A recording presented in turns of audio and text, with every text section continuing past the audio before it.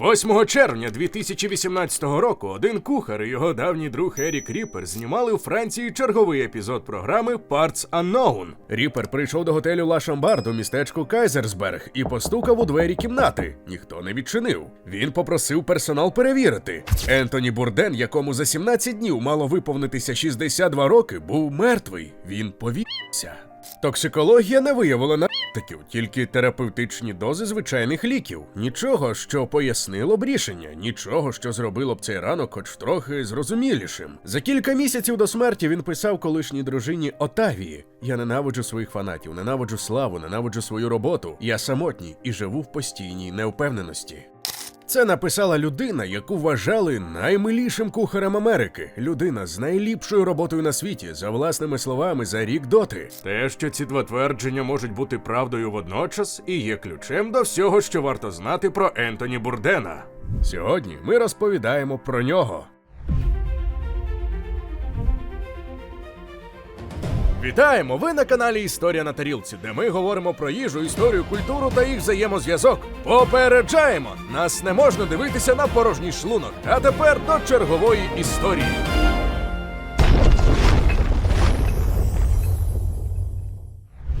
Бурден народився 25 червня 1956 року у Нью-Йорку. Батько П'єр Бурден французького походження, виконавчий директор Columbia Records. Мати Гледіс Бурден, редакторка New York Times. Дім у Нью-Джерсі, музика, книжки.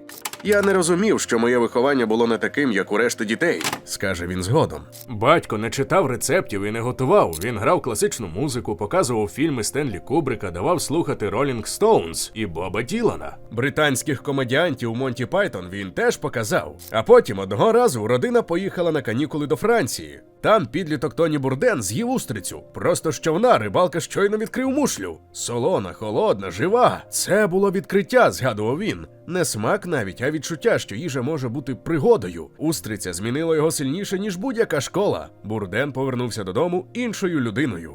У 15 років він закохався в дівчину, старшу за себе, Ненсі Путковські. Вона поїхала навчатися до Вассер Коледж, тож він поїхав слідом, хоча нікуди не вступав, а просто жив там. Потім все-таки вступив, але кинув 2 роки по тому. Того самого 1973 року Бурден влаштувався мити посуд у ресторані у Провінстауні і зрозумів, що саме там йому добре. 1978 рік, Кулінарний інститут Америки і диплом у руках. Нью-Йоркські кухні відчинили двері. Rainbow Room, Work Progress, Giannis, Supper Club. Десятки ресторанів за 10 із зайвим років. У одних по кілька місяців, у інших по кілька тижнів. Бурден піднімався по кухонній ієрархії так, як піднімаються тільки ті, хто не вміє зупинятися. Швидко, хаотично і з цілковитим ігноруванням власного здоров'я. Бо паралельно він пив, коловся, нюхав і ковтав усе, що траплялося на його шляху. Він не приховував цього в жодному інтерв'ю. «Я почав з героїном 1980 року. Перший пакет купив на Рівінгтон-стріт», – розповідав він без жодного сентименту. Психоделіки, амфетаміни, кокаїн, алкоголь – усе це паралельно з щоденними 12-годинними змінами на кухні. Ресторанна індустрія тоді та й сьогодні має один із найвищих рівнів вживання наркотиків серед усіх галузей у США. Приблизно 19% працівників за дослідженнями 2015 року. Кухня ніч у ніч, спека, тиск, жорсткі терміни, жодного особистого простору. Були не девіацією, а частиною культури. Бурден зависав на героїні кілька років, потім перейшов на метадон. Кинув десь 1987-го, далі кілька років а зрештою Те, що витягло його, було не реабілітацією. За його словами, він просто подивився у дзеркало і вирішив, що хоче жити. 1985 року він одружився з Ненсі Путковські, тією самою, за якою колись поїхав слідом до Вассер Коледжу. Вони прожили разом 20 років. Професійним порятунком стала брасері Лесаль на Парк Евеню Саус, французьке бістро на Мангеттені. Бурден очолив кухню 1998 року в 42 роки. Це не зірковий ресторан і не гастрономічний храм, а добра, чесна французька кухня. Стейк, фріт, цибулева юшка, касуле, крем-брюле. Те, що готують у Франції не для туристів, а для себе. Саме там Бурден почав писати. Спочатку кримінальні романи, яких ніхто не купував. Перший Bone in the Throat 1995 1995 року аванс $10 000, який він поділив з другом. Другий – Gone Bamboo 1997 року, $8 000. Книжки залишилися непоміченими. Зате текст, який він написав для Нью-Йоркер, змінив все. Це сталося завдяки його матері. Гледіс Бурден, редакторка New York Times, прочитала синове есе і передала рукопис дружині головного редактора The New Yorker Девіда Ремніка. Ремнік прочитав і запропонував публікацію. 12 квітня 1999 року вийшло есе «Не їжте, доки не прочитаєте цього». Бурден розповів, чому не варто замовляти рибу в понеділок, як кухарі ніколи не надягають рукавичок у годину пік, як рибу з вихідних подають у вівторок, як реальна кухня відрізняється від гламурного образу з обкладинок. Щоденна, брутальна, блискуча чесність. Реакція була приголомшливою. 2000 року вийшла книжка «Кухонна таємниця. Пригоди у кулінарному пеклі». Розширена версія того самого есе, тільки більша, гостріша і безжальніша. Вона 14 тижнів перебувала у списку бестселерів New York Times, а Бурден у 44 роки став зіркою. Він описав ресторанний світ так, як до нього ніхто не наважувався. Бути шефом – це те саме, що керувати повітряним рухом. Ти постійно маєш справу із загрозою катастрофи. Ти мусиш бути водночас мамою, татом, командиром, детективом, психіатром, священником для банди вороже налаштованих найманців. Прочитавши це, тисячі чоловік, які ніколи не бували на кухні ресторану, раптово зрозуміли, що саме там відбувається. Книжка мала і практичний ефект. Кухарі, яких Бурден відверто назвав у ній, спочатку були шоковані. Дехто образився, та більшість зізналася, що він мав рацію. Ресторанні блоги стали жанром. Прозорість кухні перестала бути крамолою. Одна людина зі своїм есе змінила не лише культуру, а й практику цілої індустрії у величезній країні.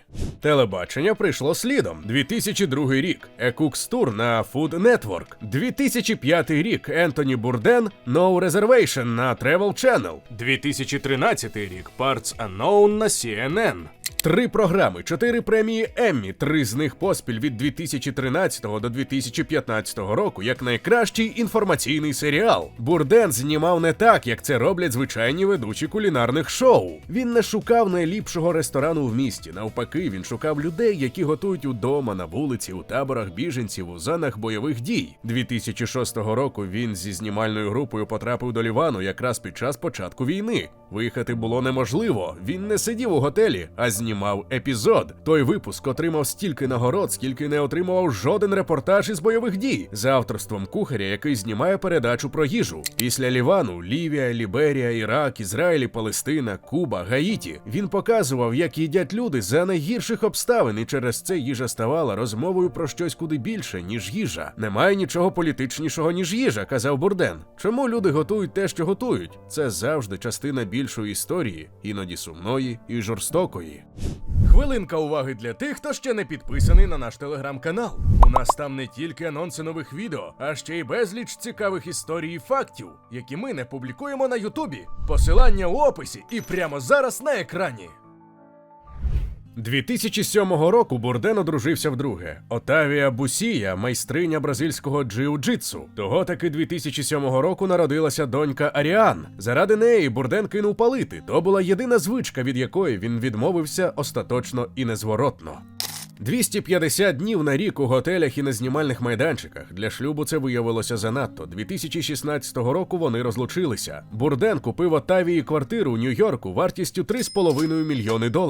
Того самого 2016 року він познайомився з Азією Ардженто, італійською акторкою і режисеркою. Вона стала одним із голосів кампанії «Міту проти Гарві Вайнштейна». Бурден підтримав її публічно і фінансово. Навесні 2018 року вони розійшлися, а кілька тижнів по тому Бурден помер.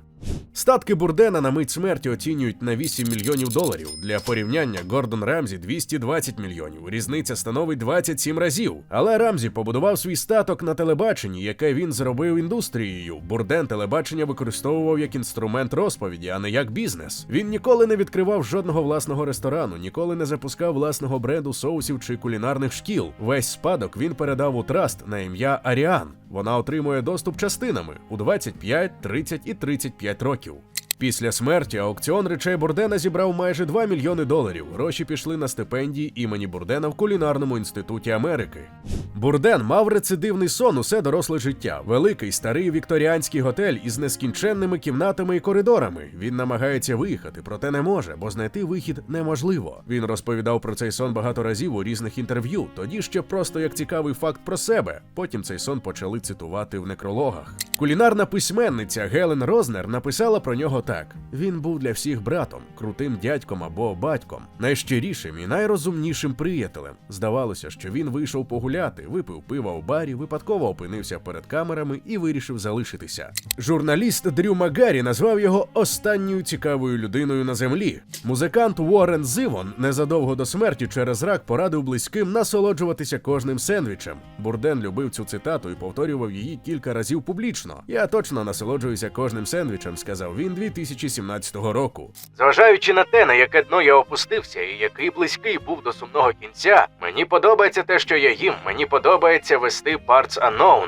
І так, я маю найліпшу роботу на світі.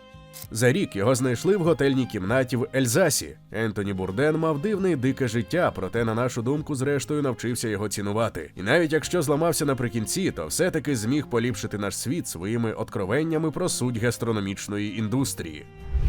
А на сьогодні це все. Не забувайте, що ми зробили відео і про Рамзі, і про Олівера, і про Дюкаса, і про багатьох інших. Перевірте плейліст біографій. Якщо вам сьогодні було цікаво, то підтримайте канал вподобайкою і підпискою. Нові відео виходять щотижня, і попереду ще чимало смачних і несподіваних історій. До зустрічі!